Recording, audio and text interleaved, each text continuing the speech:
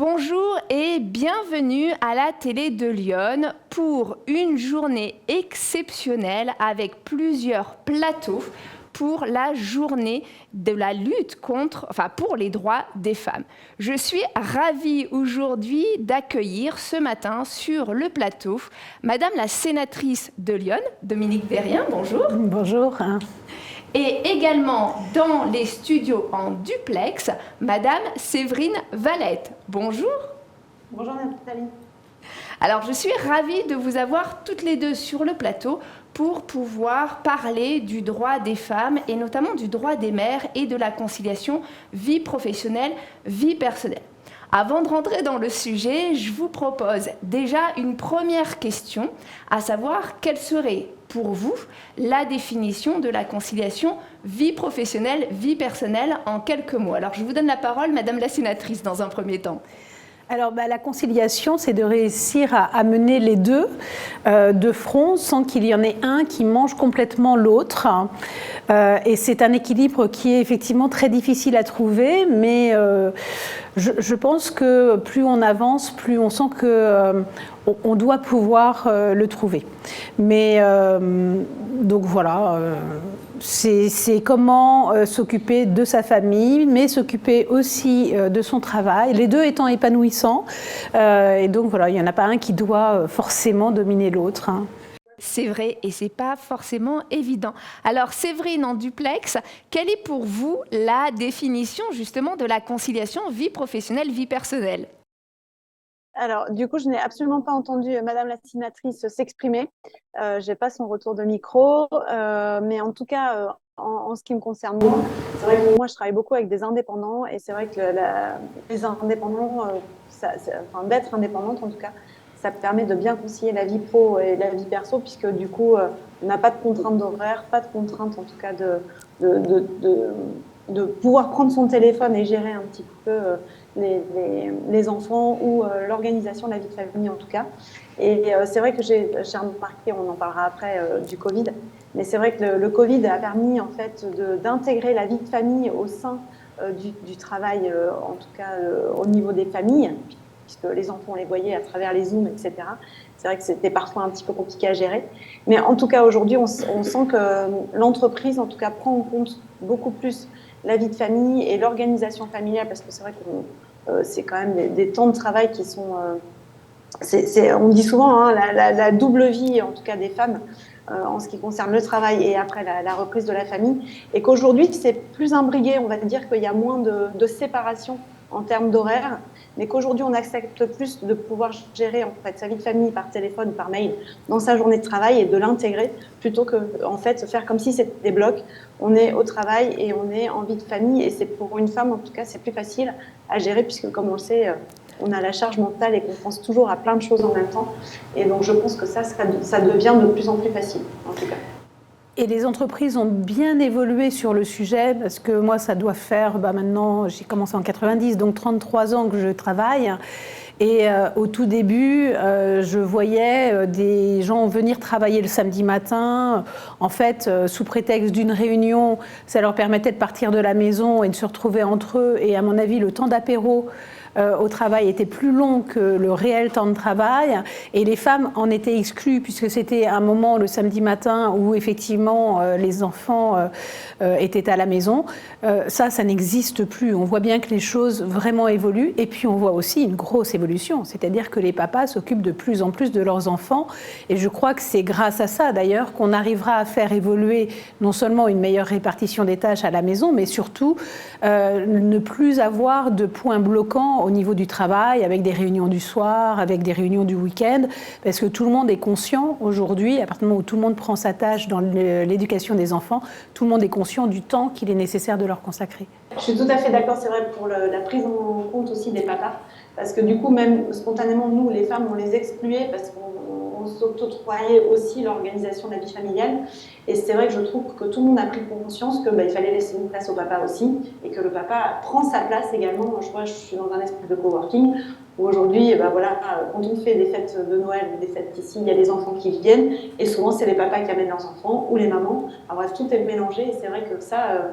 et aujourd'hui, à la sortie de l'école, il y a beaucoup plus de papas que moi, mes enfants, ils sont encore un peu jeune. Mais en 10 ans, il y a quand même une très grosse évolution aussi par rapport à ça. Et c'est vrai que je pense que le Covid aussi a permis peut-être d'accentuer ou d'accélérer les choses parce que pendant un certain temps, les parents, que ce soit les mamans et les papas, se sont retrouvés finalement à la maison avec les enfants à temps plein et ont dû s'adapter et puis gérer les enfants lorsque l'un n'avait pas de réunion pour faire les devoirs, le deuxième prenait la main peut-être pour faire à manger, etc. Et on voit en tout cas qu'aujourd'hui, la plupart des Français qui travaillent, en tout cas dans certains domaines, pas dans tous les domaines, mais dans le domaine du tertiaire, sont vraiment plus enclins à travailler différemment, à travailler de chez eux, à travailler sur des horaires peut-être un petit peu plus flexibles que le sacro-saint lundi, vendredi de 9h à 17h ou de 9h à 18h. Mais en même temps, ça soulève quand même énormément d'enjeux parce que lorsqu'on est salarié, il y a déjà des lois qui encadrent quand est-ce qu'on peut travailler, quand est-ce qu'on doit se reposer, etc. Et puis, on a aussi des enjeux qui sont liés aux exigences du marché. Dans certains domaines d'activité, il n'est pas possible de travailler quand on veut. Par exemple, lorsqu'on est sage-femme ou lorsqu'on est médecin ou même lorsqu'on est responsable de magasin. On peut avoir aussi des contraintes liées au secteur, aux situations familiales ou encore aux spécificités des différents lieux d'accueil des enfants qui ne sont pas forcément calés sur les horaires de travail des parents. Ce qui reste quand même au global une équation assez compliquée. Alors d'après vous, mesdames, comment faire pour permettre aux mères de trouver leur propre conciliation vie professionnelle et vie personnelle ? Alors, moi, je vais revenir sur le Covid. Je pense que ça a fait évoluer les choses, notamment pour tous ceux qui peuvent aujourd'hui télétravailler. Je ne suis pas aussi optimiste que vous et je ne crois pas que la répartition des rôles ait beaucoup évolué pendant le Covid. Et je pense qu'au contraire, on a vu, parce que tout le monde était à la maison, des femmes reprendre un rôle plus traditionnel en étant à la cuisine, aux enfants, etc. Donc je ne suis pas du tout sûre que ça ait beaucoup fait évoluer l'égalité au sein des couples, notamment sur les tâches ménagères. Mais espérons que malgré tout, chez certains, ça ait pu avoir cet aspect positif. Je crois surtout que les gens ont découvert qu'ils pouvaient passer aussi un temps agréable à la maison, qu'on a découvert une ère de loisirs que parfois on ne s'autorisait pas quand on travaillait beaucoup. Et effectivement, on a découvert le télétravail et on s'est rendu compte que qu'il y avait beaucoup de choses qui pouvaient aussi se faire par télétravail. Alors je suis assez d'accord, les boulangers en seront exclus, à mon avis, tant qu'on voudra manger du pain. Les sages-femmes en seront exclues. Il y a des tas de métiers pour lesquels ça ne se fait pas, et puis d'autres métiers pour lesquels ça se fait, en sachant que aujourd'hui, les entreprises sont plutôt en train de réguler en disant, bon, revenez aussi un peu au travail, parce que le travail, c'est un lieu important également de socialisation. Parfois, on apprend plus de choses en prenant un café avec son collègue de bureau qu'en faisant une réunion par visio, parce que tout ce qui est non officiel, ce que j'appelle au Sénat radio moquette, tout ça, ça existe pour de vrai et ça ne passe pas par le télétravail. Donc c'est aussi important. Donc il faut pour chacun, homme comme femme, réussir à trouver un équilibre en ayant quand même ce lien social du travail et puis cette possibilité d'être chez soi et en télétravail. Et je le dis d'autant plus pour les femmes qui auraient tendance à choisir plus la partie télétravail pour justement choisir le fait de s'occuper des enfants et ne bénéficieront pas de la machine à café. Or, c'est à la machine à café qu'on apprend les promotions possibles, qu'on apprend les postes qui se libèrent. Donc, il ne faut pas se couper du tout du lien social qu'on a au sein de l'entreprise. Il faut réussir à équilibrer. Je ne suis pas encore sûre, sauf à responsabiliser de plus en plus les papas, je ne suis pas sûre que les femmes et les mères surtout sortent totalement gagnantes de cette phase-là. D'accord, merci en tout cas de votre avis. Alors Séverine, justement, quel est le vôtre ? Moi, mon avis, c'est juste de l'éducation aussi. Après, je pense aussi que nous, on doit aussi laisser une partie du travail justement au papa, dans le sens où même si c'est pas fait de la façon dont on aimerait que ça soit fait, pas parfait comme on aimerait que ça soit fait, Oui. à partir du moment où c'est fait et chacun le gère un peu comme il faut. Donc il y a cette partie d'éducation aussi à laisser un peu aux mamans gérer. Je suis tout à fait d'accord pour la machine à café parce qu'il se passe beaucoup de choses à la machine à café. Il ne faut pas laisser tomber cette partie-là. Et je dirais qu'on a gagné quand même par rapport au télétravail aussi le temps de transport qui est non négligeable avec le stress qu'on a pour arriver à l'heure à la sortie des écoles ou à la sortie des garderies. Ce temps de transport en télétravail fait gagner quand même beaucoup de stress parce que bon, malgré tout, c'est quand même encore les mamans qui vont chercher leurs enfants et qui ont des journées qui sont vraiment très rythmées. Voilà, le télétravail, en tout cas, a permis d'avoir ce stress-là en moins qui est quand même assez important. Et je pense qu'en tout cas, moi, je ne sais pas s'il y a une bonne formule qui correspondrait vraiment à tout le monde pour gérer la vie pro, vie perso, parce que ça dépend de l'âge des enfants, ça dépend de l'indépendance aussi des enfants, il y a tout ça à prendre en compte. Quand ils sont petits, quelque part, il faut juste aller chercher à la garderie, mais quand ils sont plus grands, il y a d'autres soucis qui rentrent en compte. Donc voilà, je ne sais pas s'il y a une bonne formule. En tout cas, moi, je suis pour effectivement le partage des tâches et que chacun lâche un peu du lest, on va dire, sur sa propre organisation. En tout cas, ou sa propre vision des choses, voilà. En tout cas, c'est ma vision, et ça sera sur du long terme, forcément. Je suis d'accord, mais de toute façon, c'est comme tout management. À partir du moment où on veut déléguer, il faut accepter de n'attendre que le résultat et pas la façon dont ça doit se faire. L'important, c'est que le résultat soit là et on ne doit pas regarder, à la limite, comment ça se fait, de telle sorte que chacun se sente à l'aise de le faire comme il le souhaite. Mais c'est pareil en entreprise, c'est pareil dans une association. À partir du moment où on délègue, parce que là, en l'occurrence, on parle bien plutôt de déléguer quand il s'agit de tâches à la maison, il faut juste demander le résultat. C'est vrai qu'effectivement, ouais, tout à fait d'accord avec vous. Et souvent, les femmes ont quand même des difficultés à déléguer la manière de faire et voir uniquement le résultat et pas finalement le chemin qu'a pris le papa ou qu'a pris le conjoint pour pouvoir réaliser. Et ça, il y a aussi un travail à faire des deux côtés. Côté homme pour s'investir plus et côté femme pour lâcher un petit peu du lest. Moi, je dirais surtout la différence, en fait, finalement, c'est l'anticipation. Parce que nous, le rôle des femmes, en général, on arrive à anticiper sur beaucoup de choses au niveau de l'organisation de la maison, alors que peut-être que les hommes sont plutôt sur l'instant T, à se soucier peut-être 5 minutes avant de savoir où est-ce qu'il faut les emmener. Enfin, voilà. C'est peut-être l'anticipation, en fait, la différence entre un homme et une femme sur l'organisation ou la gestion de la famille. C'est vrai, très bon point Séverine. Non, mais c'est vrai. Je suis d'accord. Bon, alors je vous propose, mesdames, que nous regardions ensemble un micro-trottoir que nous avons réalisé il y a quelques jours avec les équipes de la télé Lyon, justement pour poser la question aux passants sur Auxerre, comment eux gèrent la conciliation et est-ce qu'ils sont ravis et contents de leur propre conciliation. On se retrouve juste après. On essaye de faire ce qu'on peut. C'est vrai que la vie de famille, il faut concilier avec la vie professionnelle, vie personnelle. C'est pas toujours évident, mais bon, on essaie de se ménager des moments en famille, on va dire, avec le travail et puis les activités aussi extérieures. Nous, qu'on a eu nos enfants, des jumeaux en plus, on a décidé de fermer le dimanche et le mercredi après-midi pour être avec eux. J'ai essayé de faire au mieux, mais ma vie professionnelle m'a pris beaucoup de temps parce que j'étais enseignante et je ne me couchais jamais avant minuit parce qu'il fallait que je regarde ce qui avait été fait dans la journée, que je prépare pour le lendemain, ce qui me prenait quand même pas mal de temps. Je me débrouille, mais c'est difficile entre maman et puis travailler, quoi. C'est assez difficile, mais bon, oui, on arrive quand même. Ah oui, moi je pense qu'on peut concilier les deux, vie professionnelle et vie avec les enfants.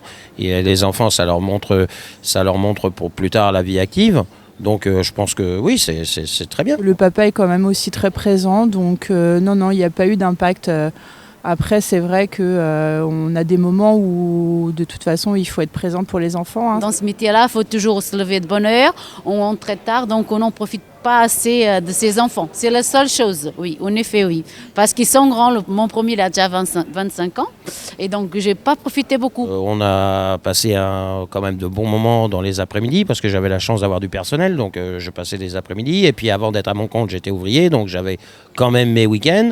Et j'ai passé de bons moments avec mes enfants et encore. À l'heure actuelle encore. La vie rêvée, est-ce que ça existe? Ah, ma vie rêvée, c'est avec mes enfants, tout à fait. Et après, mes amis. J'ai tout ce qu'il me faut, quoi. Je pense que je ne suis pas quelqu'un à être à la maison, enfermé. J'aime bien être tout le temps en activité, quoi. Avec ma collègue, on s'entend assez bien. On a justement soit journée entière, soit demi-journée. Comme aujourd'hui, je suis toute la journée vu qu'elle a sa fille. Et du coup, demain, ce sera mon jour de repos. Techniquement, j'ai pas à me plaindre, non. Alors ma vie rêvée, c'est de gagner un gros pactole au loto et de m'occuper de tout ça, de mes enfants, de ma vie perso, de ma femme, et de partir en vacances assez souvent. Mais bon, ça c'est un rêve.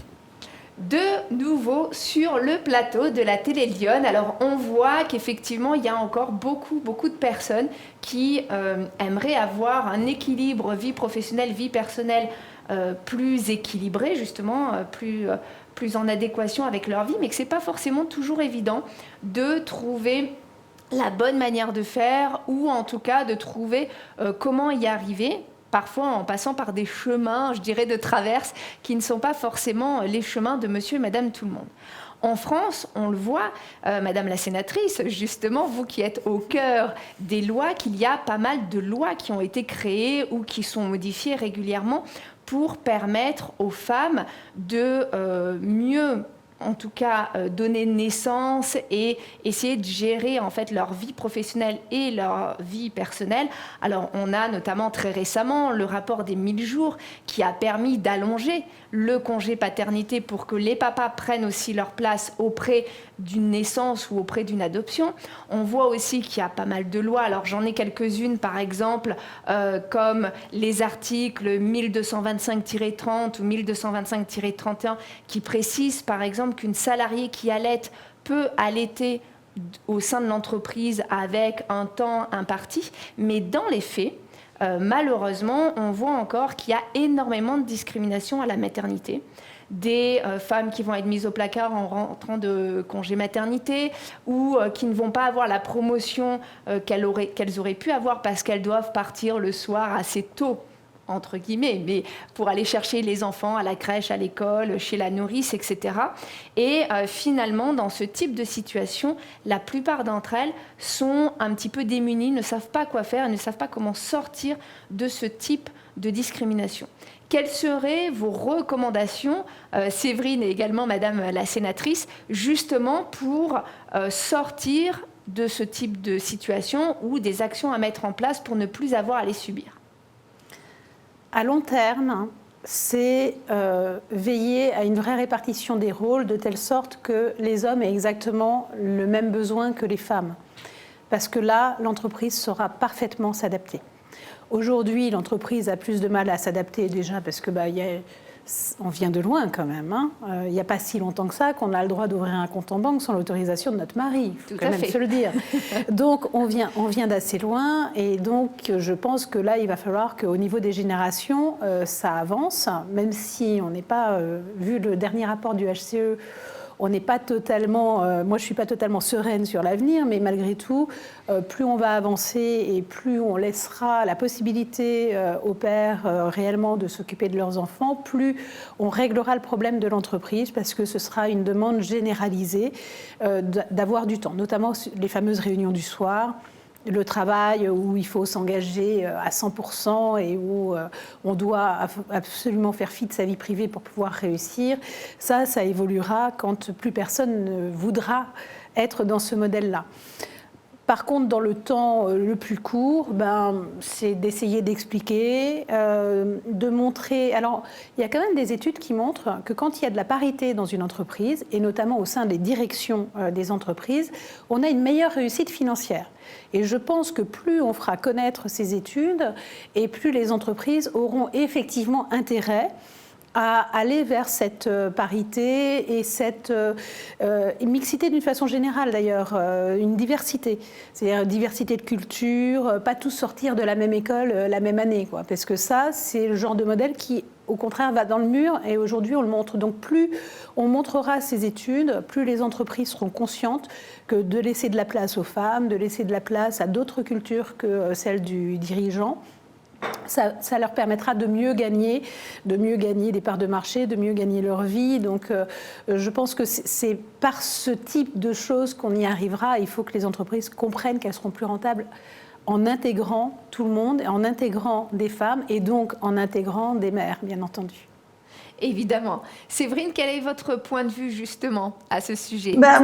Après, c'est ce qu'on disait tout à l'heure aussi, c'est un peu éducatif dans le sens où on peut dire aussi aux femmes qu'on n'a pas besoin d'être parfaite partout, quelque part. En tout cas, dire que si on aime son travail aussi, je veux dire, on a le droit aussi d'apprécier son travail, de rester, en tout cas de prendre du temps aussi pour son travail et pas être simplement disponible que pour sa vie de famille. Et du coup, accepter finalement de bien faire son travail, pas aussi bien qu'on aimerait le faire peut-être parce qu'on manque de temps, mais aussi d'apprécier de bien s'occuper de sa famille et peut-être pas aussi bien le faire parce qu'effectivement, à un moment donné, on ne peut pas non plus être partout. Et je pense que ça, c'est vraiment une culture qu'on peut donner aux femmes aujourd'hui, puisqu'on a toujours dit aux femmes qu'elles étaient bien à la maison, on les culpabilise quand même de prendre du temps pour aller travailler aussi, et de ne pas forcément être toujours disponible quand il faut, au bon moment. Et donc, on a envie d'être finalement toujours coupé en deux entre être disponible 100% au boulot et disponible 100% pour sa famille. Et je pense qu'à partir du moment où on enlèvera ce mythe de femme parfaite et qu'on acceptera finalement de ne pas être 100% parfaite aussi bien dans sa vie de famille qu'au travail, je pense que déjà ça changera des choses et qu'on laissera un petit peu plus la place aussi aux hommes finalement d'intervenir dans la vie de famille, ce que je disais un petit peu tout à l'heure. Voilà. Donc je pense que c'est vraiment de l'éducation, mais à la fois pour les femmes et à la fois pour les hommes aussi. Et souvent on a l'impression, alors moi mon métier c'est d'avoir créé le salon de la reconversion professionnelle dédié aux femmes. Donc on parle à beaucoup de monde, on parle à la fois aux entreprises, on parle aux associations et on parle aux participantes qui participent au salon, puisqu'on accueille à peu près 10 000 femmes par an sur nos salons dans différentes villes, et le prochain ça sera à Bordeaux dans 10 jours. Et c'est vrai qu'on se rend compte que les femmes, on a plutôt tendance à faire des clubs pour aider les femmes, mais du coup beaucoup d'entre-soi en fait. Et en fait, je pense qu'il faut vraiment apprendre à accueillir tout le monde, parce que déjà, ça permet aux hommes aussi de voir un peu notre quotidien, qui est parfois, on se plaint pas ou on veut pas forcément le partager, et que tout le monde se rend compte un petit peu de la vision des choses. Je pense que les hommes ou les papas n'ont pas du tout la même vision des choses que les mamans, parce qu'ils ne sont pas confrontés aux mêmes choses. Et donc moi, je pense que c'est vraiment d'un point de vue éducatif d'abord. Donc voilà, et notamment donc ouvrir les temps de parole aussi bien aux femmes qu'aux hommes. En tout cas à la fois en entreprise, parce qu'il y a beaucoup d'entreprises aussi qui commencent à mettre en place justement qui veulent manager un peu les femmes, ou leur proposer en tout cas des clubs inter-entreprises pour les faire évoluer dans l'entreprise, puisqu'on sait très bien que les femmes aujourd'hui, comme elles pensent qu'elles n'ont pas beaucoup de temps, elles ont du mal à aller vers des postes en fait qui seraient de managers qui seraient plus intéressants pour elles, et elles se disent qu'elles ne peuvent pas y arriver. Et c'est vrai qu'aujourd'hui, les entreprises mettent en place des espèces de clubs pour faire évoluer les femmes, et je pense que dans ces clubs, il serait bien aussi d'intégrer les hommes pour montrer en tout cas pour faire de l'éducation sur toutes ces visions des choses, que chacun a une vie complètement différente, et c'est bien de partager en fait les visions de chacun. Tout à fait. Sur l'évolution des femmes, d'ailleurs, justement, dans les lois, là aussi, on a fait évoluer les choses en imposant maintenant aussi des quotas. On se rend compte que sur les conseils d'administration, ça a bien fonctionné. Maintenant, il faut que ce soit aussi dans les comités exécutifs. Et il y a une loi qui a été votée l'été dernier et qui est effective depuis le mois de décembre, qui impose un pourcentage de femmes dans les comités exécutifs. Et c'est vrai que les entreprises nous font la remarque que le problème, c'est qu'ils n'ont pas forcément le vivier de femmes pour pouvoir intégrer ces comités exécutifs. Et quand ils cherchent des directrices, alors j'avoue que le président de Syntec m'avait dit on a beaucoup de mal à trouver des femmes directeurs, et je lui avais répondu que le jour où il chercherait des directrices, il en trouverait peut-être, parce que c'est aussi une mentalité, c'est une autre façon de regarder les choses. Mais cela dit, parce qu'on est nos pires ennemis et on ne s'autorise pas. Si je reviens sur mon rôle à moi, qui est plus politique, quand on veut monter un conseil municipal, si on veut des hommes, en règle générale, on les connaît parce qu'ils se sont déjà fait connaître en disant nous souhaiterions. Si on veut des femmes, il faut aller les chercher. Et la première chose qu'elles nous disent, oh, mais tu crois que je vais pouvoir ? Ah oui, bien sûr, c'est pour ça d'ailleurs que je suis venue te chercher, c'est parce que j'étais sûre que tu ne saurais pas. Et donc, et là aussi, on a un vrai travail à faire sur nous-mêmes, d'être justement, à la fois de se dire qu'on n'est pas parfaite, et que justement, parce qu'on peut ne pas être parfaite, alors oui, on peut accéder. Et non, on ne connaît pas tout, mais oui, on va apprendre. Et de toute façon, il n'y a pas de raison qu'on n'y arrive pas. Mais ça, c'est une culture à avoir aussi et un travail à faire sur nous-mêmes. Bon, je pense que les choses évoluent, mais voilà. Et puis après, évidemment, la répartition des tâches, parce qu'à partir du moment où il y aura répartition des tâches en entreprise comme à la maison, le problème se posera beaucoup moins. Et c'est vrai que pour rebondir sur ce que vous dites, j'avais lu une étude récemment qui dit qu'à compétences égales, par exemple sur une promotion de poste ou pour postuler à un poste, lorsque un homme a à peu près 60% des compétences, il va dire « j'y vais, go » et bingo. Et une femme, lorsqu'elle a 80% des compétences, elle va dire « ouh là là, je ne suis pas sûre d'y arriver, voilà. Donc je vais peut-être m'astreindre à ne surtout pas en fait postuler, on ne sait jamais si je faisais une erreur, si je me trompais, etc. » Donc on voit qu'à 20% d'écart, on a l'homme qui fonce et on a la femme qui appuie sur la pédale du frein, surtout ne pas aller trop vite. Tout à fait. Et donc ça, il faut effectivement, et c'est pour ça qu'il y a ces clubs, et c'est pour ça que, y compris dans la fonction publique, il y a maintenant des formations spécifiques. Je pense au ministère de l'Intérieur, qu'elle est Marianne, pour pousser, mais on a, et puis des associations comme Femmes de Justice, enfin, c'est les domaines sur lesquels je travaille le plus, pour justement pousser et dire si vous pouvez y aller. Parce que quand on parle, par exemple, on va proposer là une proposition de loi avec une collègue qui sera le 5 avril dans l'hémicycle du Sénat, en première lecture, où justement on veut pousser la parité dans la haute fonction publique. On a des ministères, comme le ministère des Affaires sociales, 70% de femmes, et étonnamment, ils ont du mal à atteindre les 40% dans la haute fonction de ce ministère. Ben, c'est pas normal, puisqu'il y a le vivier. Mais c'est vrai qu'une partie,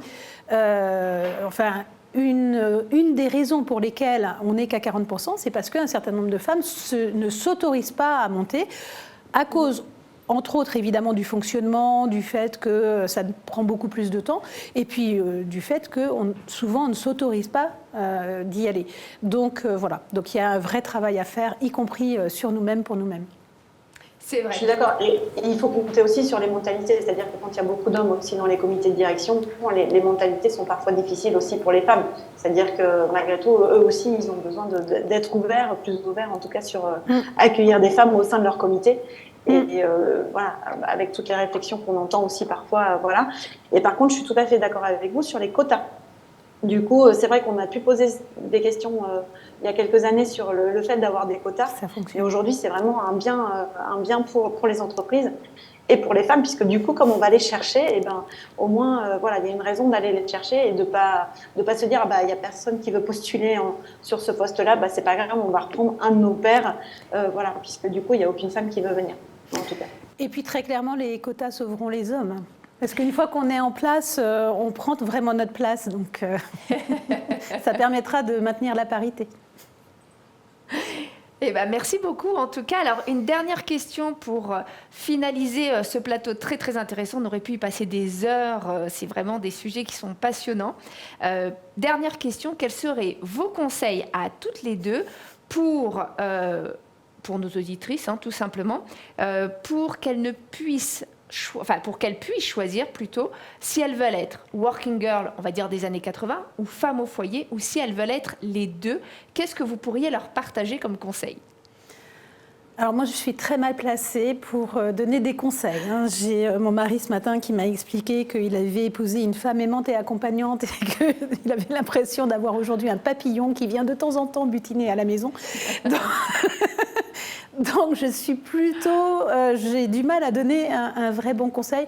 Je crois objectivement que la répartition des tâches, le fait de lâcher prise, c'est ce qu'on disait au début, c'est-à-dire que l'important c'est que les choses soient faites, même si c'est pas tout à fait comme on le souhaite, et puis surtout ne rien s'interdire. En réalité, si on a envie d'être working girl, mais soyons-le, Et puis effectivement, apprenons au sein de l'entreprise. Et probablement, c'était aussi ce que vous disiez grâce à l'entrepreneuriat. C'est-à-dire qu'il y a un moment où on peut aussi choisir. Puis la vie est suffisamment longue pour pouvoir changer de métier. On peut commencer par du salariat avant d'avoir des enfants et grimper un peu vite. Après, ralentir un peu ou s'adapter, adapter son travail, et puis reprendre ensuite. Enfin, heureusement que la vie n'est pas complètement uniforme, mais surtout ne rien s'interdire, et si on a envie, le faire. Eh ben, merci beaucoup Séverine. Alors, quels seraient vos conseils ? Alors du coup, ce que vous venez juste de dire me fait penser quand même beaucoup aux retraites aussi, malgré tout, parce que du coup, il faut quand même penser à la suite. Et c'est vrai que finalement, ces différentes lois qui vont être mises en place pour la retraite, ça fait prendre conscience aussi aux femmes de leur calcul de retraite et pour la suite. C'est vrai que nous, si les femmes décident d'être salariées tout au départ et qu'elles aient une belle carrière, malgré tout, quand on est une femme, on a une carrière, une vie professionnelle qui est assez hachée quoi qu'il arrive. Parce que souvent, on est encore 90% des femmes qui suivent leurs conjoints quand les conjoints sont mutés. Donc, c'est à elles de s'adapter au niveau du travail après sur place. Donc, rechercher un emploi, réorganisation de la vie de famille, etc. Et c'est vrai que quand vous le disiez, à un moment donné, on a le choix aussi. On peut s'arrêter si on veut pour s'occuper des enfants, prendre plus de temps, etc. Mais malgré tout ça, après, ça se voit aussi dans la carrière et dans le compte de la retraite. Donc, je ne sais pas s'il y a vraiment une bonne solution. Moi, la seule chose que je dirais finalement, c'est faire un métier que tu aimes et tu n'auras pas l'impression de travailler un seul jour de ta vie. Et je pense qu'à partir du moment où on a une femme qui est épanouie dans son travail, c'est-à-dire que tout son environnement va avec... Voilà, donc c'est ce qu'on disait tout à l'heure, l'organisation finalement du milieu de travail en entreprise ou en tant qu'auto-entrepreneur, parce que là aussi, malgré tout, on fait quand même des sacrifices sur d'autres petites choses, même si on a l'impression d'avoir plus de liberté. Moi, je dirais qu'à partir du moment où on est épanoui dans son travail et que, quelque part, moi, je suis vraiment une pro de la reconversion, parce que j'en ai fait 5, et parce que à chaque fois, je me suis adaptée à mon environnement, ma vie de famille, etc. Et je dirais que, voilà, il faut savoir s'adapter en permanence et effectivement ne pas être femme parfaite et vouloir tout maîtriser et qu'il faut effectivement savoir déléguer et que du coup, finalement, on serait des très bonnes manageuses dans l'entreprise. À partir du moment où on sera complètement délégué les choses et le principal, c'est le résultat, comme vous le disiez. Tout à fait. Et puis pour rebondir sur les retraites, vous aurez remarqué que maintenant ça arrive au Sénat, donc on va pouvoir en débattre. Et très clairement, la première des annonces qu'ait pu faire Olivier Dussopt, c'est justement par rapport aux retraites des femmes, puisque nous avons au sein du Sénat une délégation aux droits des femmes et à l'égalité entre les hommes et les femmes assez puissante, qui a beaucoup travaillé sur le sujet et qui est bien relayée par la majorité sénatoriale. Du coup, j'espère que nous arriverons à faire des choses justement qui ne pénalisent pas plus les femmes. Oui, ça c'est sûr, parce que c'est vrai que la retraite, c'est vraiment un vrai sujet, dans le sens où on a déjà 80% de salaire en moins que les hommes. Souvent, on s'est arrêté quand même dans sa vie professionnelle, quoi qu'il arrive. On a toujours eu une carrière hachée. Tout le monde. C'est pour ça que nous, on fait un salon dédié aux femmes. Alors au départ, c'était vraiment pas dédié aux femmes. C'était vraiment un contexte aujourd'hui. Mais on se rend compte vraiment que la carrière professionnelle des femmes est rarement linéaire, qu'il se passe toujours plein de choses pour elles et qui, du coup, elles mettent souvent en avant leur vie de famille, elles se mettent un peu en retrait et finalement, à la retraite, c'est elles qui seront aussi pénalisées. Donc, moi, je parle des femmes qui se sont arrêtées pour s'occuper de leurs enfants, mais il y a toutes les femmes qui sont à mi-temps aujourd'hui parce qu'elles ne peuvent pas prendre non plus un job à plein temps parce qu'elles sont seules ou parce que, il y a quand même cette partie de vie de famille qui est vraiment à prendre en compte pour elles.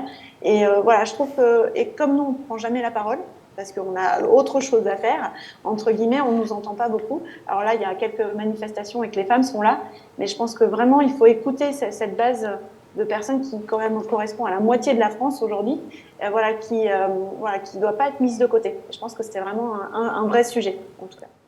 Je fais partie de celles qui sont là pour porter justement la voix des femmes au sein, j'allais dire à Paris, parce que quand on est dans Lyon, on a l'impression qu'on va porter à Paris, mais voilà, au niveau national.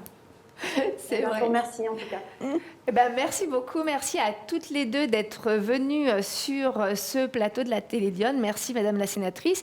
Merci Séverine Valette également d'avoir pris ce temps en pré-organisation de salon. Je sais que ça prend énormément de temps d'organisation pour pouvoir avoir un temps d'échange avec nous. On a un très beau programme d'ailleurs pour l'édition, notre 11e édition bordelaise.